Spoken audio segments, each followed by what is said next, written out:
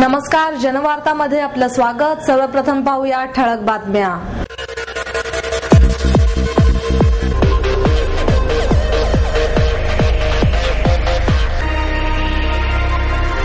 आपापसातील वाद मिटवून एकत्र आल्यास महापालिकेवर काँग्रेसचा झेंडा फडकल्याशिवाय राहणार नाही, मुख्यमंत्री पृथ्वीराज चव्हाण यांचं मत. अखिल भारतीय वनवासी कल्याण आश्रम यांच्या वतीने राष्ट्रीय वनवासी एकलव्य खेलकूद महोत्सवाचे आयोजन. आणि रंगत संगत प्रतिष्ठान आणि साहिल फाउंडेशन यांच्या संयुक्त विद्यमाने भाऊसाहेब पाटणकर स्मृती पुरस्कार ज्येष्ठ गझलकार डॉक्टर अविनाश सांगोलेकर यांना प्रदान.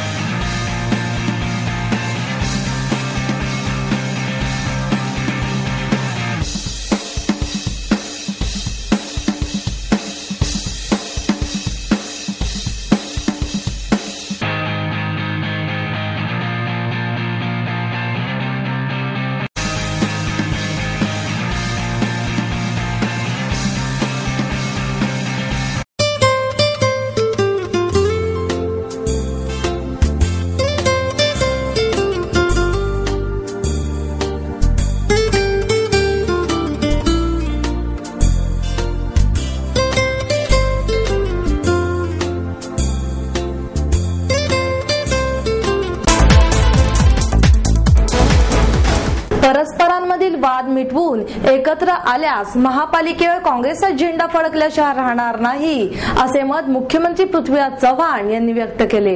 पुणे शहर जिल्हा काँग्रेस कमिटीच्या वतीने आयोजित कोथरूड विधानसभा मतदारसंघातील कार्यकर्त्यांच्या आणि नागरिकांच्या मेळाव्यात कार्यकर्त्यांना मार्गदर्शन त्यांनी केले. यावेळी प्रदेशाध्यक्ष माणिकराव ठाकरे, वनमंत्री डॉक्टर पतंगराव कदम, सहकार मंत्री हर्षवर्धन पाटील, महिला प्रदेश अध्यक्षा कमल व्यवहारे, प्रदेश प्रवक्ते उल्हास पवार, प्रदेश युवक अध्यक्ष विश्वजित कदम, समन्वय समिती अध्यक्ष शरद रणपिसे, आमदार विनायक निमण, पुणे शहर अध्यक्ष अभय छाजेड, उपाध्यक्ष दीपक मानकर, उपमहापौर अॅडव्होकेट प्रसन्न जगताप, विरोधी पक्षनेते आबा बागुल आदी मान्यवर उपस्थित होते.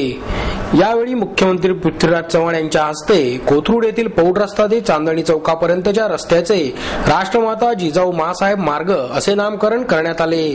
त्याचप्रमाणे या भागातील विविध विकास कामांचा शुभारंभही त्यांच्या हस्ते करण्यात आला. मेळाव्यात बोलताना मुख्यमंत्री चव्हाण म्हणाले, पुणे शहराचा चेहरा बदलायची आणि विकास करण्याची वेळ आली आहे. दिल्ली, मुंबई आणि पुणे महापालिका ही एका विचाराची साखळी बनली तर विकासाला गती येईल. आगामी महापालिका निवडणुकांमध्ये कार्यकर्त्यांना अग्निपरीक्षेतून जायचे आहे. या निवडणुकांमध्ये उमेदवारी देताना प्रभागात खऱ्या अर्थाने जनतेची सेवा केली, भागाचा विकास केला, लोकाभिमुख कार्य केले आहे का व ज्या कार्यकर्त्याच्या मागे काँग्रेस पक्षाची ताकद आहे याचा विचार केला तर कोथरूड परिसरात परिवर्तन झाल्याशिवाय राहणार नाही. परिसरात काम करत असताना मानकर यांनी विकासाची अनेक कामे खेचून आणली. एवढेच नव्हे तर ती अंमलातही आणली. त्यांच्या या कामाची पावती या ठिकाणी जमा झालेल्या जनसागरावरून मिळते. अशा कार्यकर्त्याला ताकद दिली तर राजकीय परिवर्तन नक्कीच घडेल. महाराष्ट्राच्या अस्मितेचा प्रश्न असलेला कोथरूड येथील शिवसृष्टी प्रकल्प लवकरच पूर्ण होईल. माणिकराव ठाकरे म्हणाले, कोथरूड परिसरात काँग्रेसचा धडाडीचा कार्यकर्ता यशस्वी होत असताना अन्य पक्षांनी त्यांच्यावर आरोप केले, परंतु योग्य कार्यकर्त्यांच्या मागे पक्ष सदैव खंबीरपणे उभे राहील. मानकर यांना कोथरूड परिसरात काँग्रेसची खिंड जिंकायची आहे. पाटील म्हणाले, पक्षावर नागरिकांचा विश्वास असल्यामुळे पुणे महापालिकेत स्वबळावर सत्ता आल्याशिवाय राहणार नाही.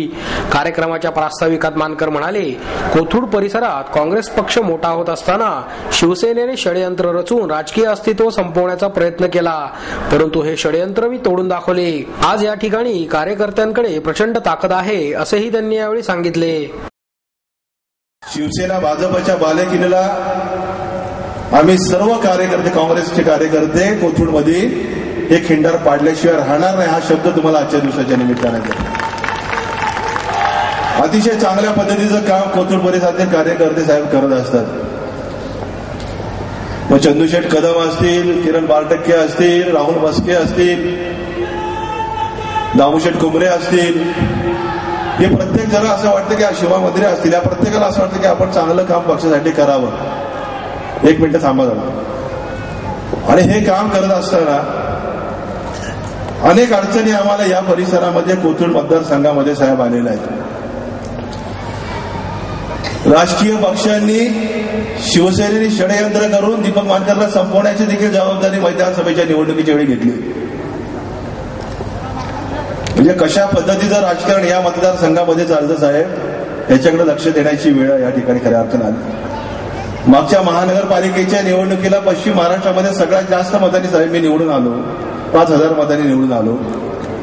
आणि त्या दिवशी या परिसरामध्ये बंदोबस्ताला असणाऱ्या एसीबीने दीपक मानकरवरती गुन्हा दाखल केला की आमच्याशी आरेरावी केली आणि दीपक मानकरला जामिनासाठी फिरावं लागलं. ही दुर्दैव आपलं. कुराडे नावाचे एसीबी होते, त्यांच्यावरती खरंच कारवाई व्हायला पाहिजे. म्हणजे ज्यावेळी मला विजय उत्सव चालू करायचा काँग्रेसचा, त्या ठिकाणी दुर्दैवाने माझ्यावरती केस टाकण्याचं काम जर कोण करत असेल तर निश्चितपणे आपण साहेब विचार न करा. आणि या सर्व गोष्टी येत्या निवडणुकीच्या निमित्तानं होणार आहे, याची पूर्वतयारी आतापासून आपण करायला पाहिजे. खऱ्या अर्थानं जर तुम्हाला कोथरूडकरांना आणि कोथरूडच्या कार्यकर्त्यांना जर ताकद द्यायची असेल तर हे सर्व षडयंत्र तोडण्याचं काम आतापासून आपण करायला पाहिजे. कार्यकर्ते ताकदीचे आहेत, परंतु त्यांना अजून विश्वास वाटत नाही की खरंच आपल्या पाठीमागे काँग्रेस पक्षाचे कार्यकर्ते नेते मंडळी उभी राहतील की नाही, ही शंका सातत्याने त्यांच्या मनामध्ये येत असते. परंतु या ठिकाणी ही उपस्थिती सर्व काही दाखवून दिलं. तुमच्या सगळ्यांच्या उपस्थितीने या सगळ्यांना आज बळ आलेलं आहे. आज एका बाजूला दिल्लीच्या सरकारमध्ये देशाची वेगानं आर्थिक प्रगती चाललेली आहे, राज्यामध्ये वेगानं आर्थिक प्रगती चाललेली आहे, राज्य शासनाच्या आणि केंद्राच्या तिजोरीमध्ये पैसे वाढत आहेत आणि त्यामुळे विकासाला पैसा देण्याकरता आमच्याकडे ताकद निर्माण झालेली आहे. पण खरा प्रश्न असा आहे की हा पैसा आमच्या राज्याच्या तिजोरीत आला, आम्ही पुण्याच्या विकासाकरता पैसे पाठवले, तर हा विकास कोण करणार आहे, हे काम कोण करणार आहे, या कामाचं कार्यान्वयन कोण करणार आहे आणि अंमलबजावणी कोण करणार आहे, ती निवडणूक तुम्हाला करायची. आज दीपक मानकरांसारखे कार्यकर्ते नगरसेवक तुम्ही पुणेभरामध्ये निवडून दिले, जे काँग्रेसच्या आधिपत्याखाली काँग्रेसच्या विचाराखाली काम करतील, तर निश्चितपणे पुण्याचा कायापालट झाल्याशिवाय राहणार नाही. पुण्याचं जितक्या वेगानं शहर वाढतंय तितक्याच वेगानं आपल्याला नागरी सुविधा निर्माण करायच्या. आज निवडणुकीच्या वातावरणाबद्दल काही चर्चा झाली, कोणी काय कशा प्रकारचे मागचे प्रसंग सांगितले. एक चांगला होतकरू कार्यकर्ता पुढे येत असला तर त्याला त्याचे पाय खेचण्याकरता काय विरोधक करतात हे सांगितलं. दीपक मानकर, मी तुम्हाला सांगू इच्छितो, तुमच्या सर्व सहकार्यांना सांगू इच्छितो, या राज्यामध्ये निवडणुका होतील, ही प्रक्रिया जी होईल ती कायदेशीर पद्धतीनेच होईल. कुणीही कायदा हातात घेण्याचा प्रयत्न केला तर तो सहन केला जाणार. अखिल भारतीय वनवासी कल्याण आश्रमच्या वतीने राष्ट्रीय खेलकूद स्पर्धेचे आयोजन करण्यात आले आहे. या महोत्सवाचे उद्घाटन राष्ट्रीय स्वयंसेवक संघाचे सरसंघचालक मोहन भागवत यांच्या हस्ते करण्यात आले. यावेळी मंचावर कल्याण आश्रमाचे अध्यक्ष जगदेवराम उरॉय, संयोजन समितीचे अध्यक्ष ललित कुमार जैन, कार्याध्यक्ष SK जैन आदी मान्यवर उपस्थित होते. या प्रसंगी 35 राज्यातून 2,500च्या आसपास खेळाडू पुण्यात डेरे दाखल झाले आहेत. या राज्यातील खेळाडूंनी संचलन केले. राणी लक्ष्मीबाई सैनिकी शाळेच्या विद्यार्थिनींनी चित्तथरारक प्रात्यक्षिके सादर केली. रेणाविकार हायस्कूलच्या विद्यार्थिनींच्या लेझिमला उपस्थितांकडून उत्स्फूर्त दाद मिळाली, तर भावे हायस्कूलच्या विद्यार्थ्यांनी केलेले मनोरे आणि महाराष्ट्र मंडळाच्या खेळाडूंनी सादर केलेली मलखांबाची प्रात्यक्षिके श्वास रोखून धरायला लावणारी होती. दऱ्याखोऱ्यांमध्ये वसलेल्या समाजात उपजतच शिस्तीचे संस्कार पाहायला मिळतात, मात्र त्यांच्या शिक्षणाचा अभाव असतो. तर शहरी भागात सुविधा ठासून भरल्या आहेत पण अनुशासन दिसत नाही. या दोन्हींमध्ये जो अभाव आहे तो भरून निघणे याला प्राधान्य द्यायला हवे. ग्रामीण भागाला वगळून देशाचा विकास साधला जाऊ शकत नाही. देशातील दऱ्याखोऱ्यांमध्ये वसलेला आदिवासी वनवासी समाज म्हणजे आपल्या देशाची पायमुळे आहेत. त्यांच्याच आधारावर तर विकास शक्य आहे. भारतीय संस्कृतीची सीता रावणाच्या जाचामुळे जंगलातच पडून आहे. रामाने सीतेला पुन्हा आणायला हवे असे भागवत यांनी यावेळी सांगितले. या क्रीडा महोत्सवामागील उद्दिष्ट स्पष्ट करताना भागवत म्हणाले कोणत्याही सोयी सुविधा नसताना जंगलातील दुराळ्याच्या मैदानात वनवासी खेळाडू सराव करीत असतो. असे खेळाडू देशाच्या संघात भारताचे प्रतिनिधित्व करतात. जागतिक मंचावर या खेळाडूंना आणणे हे या महोत्सवाचे उद्दिष्ट असून आपल्यात किती क्षमता आहे याचा अंदाजही यांना नसतो. विलक्षण क्षमता असणाऱ्या या खेळाडूंचा घेण्यापेक्षा देण्याकडेच जास्त कल असतो. सरकारवर आरोप करीत भागवत म्हणाले, छोट्या छोट्या गोष्टींसाठी देशात आंदोलन करावे लागते. सरकार त्यांच्यावर काठ्या चालवते. हे सगळे थांबायला हवे. यासाठी ग्रामीण आणि शहरी समाजाने बरोबरीने विकास केला तर महासत्तेपेक्षाही धर्मराज्य अस्तित्वात येईल, असेही त्यांनी यावेळी नमूद केले.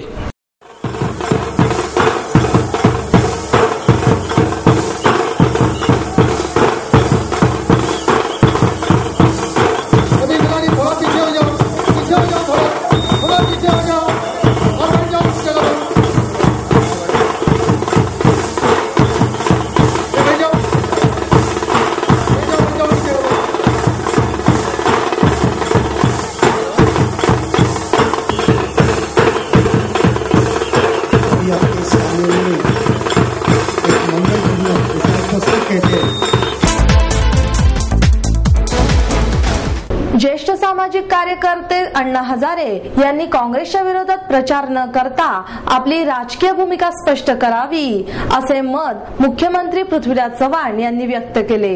शहरातील विविध विकास कामांच्या उद्घाटनासाठी मुख्यमंत्री पुण्यात आले असताना पत्रकार परिषदेमध्ये ते म्हणाले, संसदेत लोकपाल बिलावर चर्चा सुरू असताना अण्णा हजारे आंदोलनाला बसले. त्यांची प्रकृती ठीक नसल्याने त्यांनी उपोषण करू नये असे आवाहन आपण त्यांना केले होते. 42 वर्षांपासून हे बिल सातत्याने संसदेत येत आहे. पंतप्रधानांनी बिल मान्य करू असे लेखी आश्वासन दिल्यानंतरही हजारे आंदोलनाला बसले. त्यांनी मांडलेले सर्वच मुद्दे मान्य करावे असा आग्रह धरणे चुकीचा आहे. आंदोलन मागे घेतल्यानंतर हजारे यांनी काँग्रेस विरोधी प्रचार करणार असल्याचे जाहीर केले. मागेही हिस्सार येथे जाऊन त्यांनी काँग्रेस विरोधी प्रचार केला. अण्णांनी त्यांची राजकीय भूमिका स्पष्ट करावी, त्यांचे आम्ही स्वागत करू, परंतु ताकाला जायचे आणि भांडे लपवायचे ही भूमिका चुकीची असल्याचा आरोपही चव्हाण यांनी यावेळी केला. मंत्र्यांनी आणि मुख्यमंत्र्यांनी हा विकास आराखड्याचा प्रश्न प्रलंबित ठेवला होता. माझ्यासमोर जेव्हा आराखडा आला काही महिन्यापूर्वी, तेव्हा मी याचा अभ्यास केला आणि यामध्ये काही अतिशय संवेदनशील बाबी आहेत याचं मला लक्षात आलं. तरी पण विकास आराखडा इतका जास्त कालावधी 6 वर्ष प्रलंबित ठेवणे हे शहराच्या विकासाकरता योग्य नाही हे आमच्या लक्षात आलं. आम्ही या कायद्यामध्येच मुळात आम्ही बदल केलेला आहे आणि त्यामुळे आता यापुढच्या कालखंडामध्ये कुठल्याही शहराचा विकास आराखडा मंजूर करण्याकरता आम्ही समयसीमा निश्चित केलेली आहे आणि त्या समयसीमेप्रमाणे शासनाकडे हा विकास आराखडा 6 महिन्यापेक्षा जास्त प्रलंबित राहणार नाही. हे आता पुढच्या करता झालं, पुण्याकरता हा वेळ झाला ही वस्तुस्थिती आहे. आणि म्हणून मी काही महिन्यापूर्वी जेव्हा माझ्यापुढे हा विषय आला तेव्हा मी सर्व गोष्टींचा विचार केला आणि कुठल्या कारणामुळे एवढा उशीर होतोय हे लक्षात आलं की काही 1-2 बाबी ज्या आहेत त्या फार संवेदनशील आहेत. आणि म्हणून मग मी काही समित्या नेमल्या, इथं आलो, काही लोकप्रतिनिधींना भेटलो. त्याच्या आधी आमदारांची समिती झाली होती, त्याचाही सल्ला घेतला होता. महानगरपालिकेनं काही आरक्षणाच्या बाबतीमध्ये काही निर्णय घेण्याचं टाळलं होतं आणि सगळं वर पाठवलं होतं. डिपार्टमेंटनीही यावर खूप अभ्यास केला, नगरविकास सचिवांनी अभ्यास केला आणि माझ्याकडे प्रस्ताव काही दिवसापूर्वी पाठवला होता.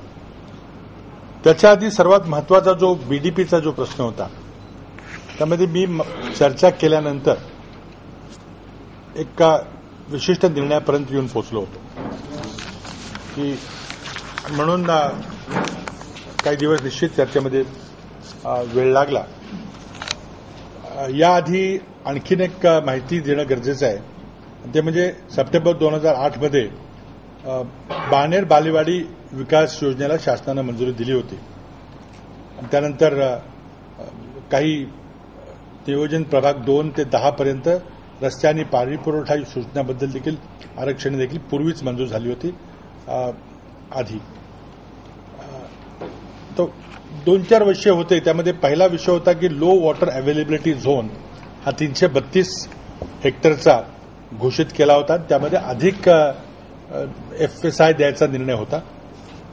परंतु या ठिकाणी महानगरपालिकेनं पाणी पुरवठ्याचं काम हे पूर्ण केले असल्यामुळं या झोनची काही गरज नाही असं शासनाचं मत झालं आणि म्हणून लोकप्रतिनिधींची मागणी लक्षात घेऊन लो वॉटर अवेलेबिलिटी झोन हा रद्द करून तो नियमित रेवा क्षेत्रात दाखवण्यात आलेला आहे. बायोटेक्नॉलॉजी झोन आणि अॅग्रिकल्चर झोन म्हणून प्रभाग 1, 3, 4 व 5 मध्ये नदी शेजारी असलेला जो भाग आहे तोही बायोटेक्नॉलॉजी आणि अॅग्रिकल्चर झोन असा दाखवण्यात आला होता. त्याकरताही स्वतंत्र झोन राखण्याची गरज नाही असं आमच्या सर्वांचं मत झालं आणि त्यामुळे हाही झोन वगळण्यात आलेला आहे आणि तोही नियमित रेवा क्षेत्र म्हणून दाखवण्यात येईल. तिसरा महत्वाचा विषय होता की टीपी प्लॅन करता आरक्षण दाखवण्यात आलं होतं आणि 584 हेक्टरचं क्षेत्र हे नगररचना योजना आरक्षित क्षेत्र म्हणून दाखवलं होतं. यापूर्वी शासनानं नगररचना योजना करण्याकरता टीपी योजना करण्याकरता एक वेगळी कार्यपद्धती कायद्यामध्ये बदल करून प्रस्थापित केली होती.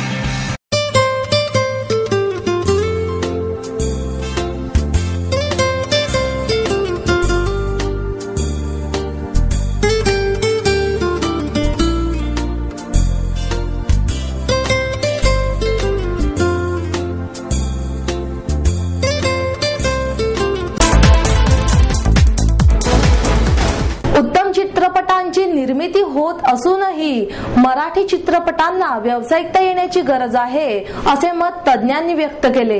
मिरॅकल इन्स्टिट्यूट ऑफ आर्टच्या वतीने मराठी चित्रपटांची निर्मिती, समस्या आणि आव्हाने या विषयावर आयोजित परिसंवादामध्ये तज्ञांनी चित्रपटसृष्टीच्या भविष्यातील वाटचाली संदर्भात चर्चा केली.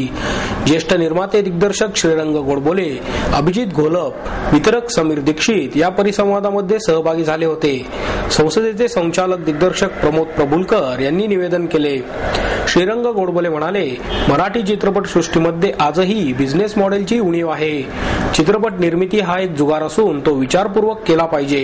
यासाठी निर्मात्यांनी निर्मिती प्रक्रियेचा योग्य अभ्यास करण्याची गरज आहे. अभिजित घोलप म्हणाले, चित्रपट निर्मिती करतानाच त्याच्या प्रसिद्धी आणि मार्केटिंग संदर्भात मराठी चित्रपट सृष्टीमध्ये विचार केला जात नाही.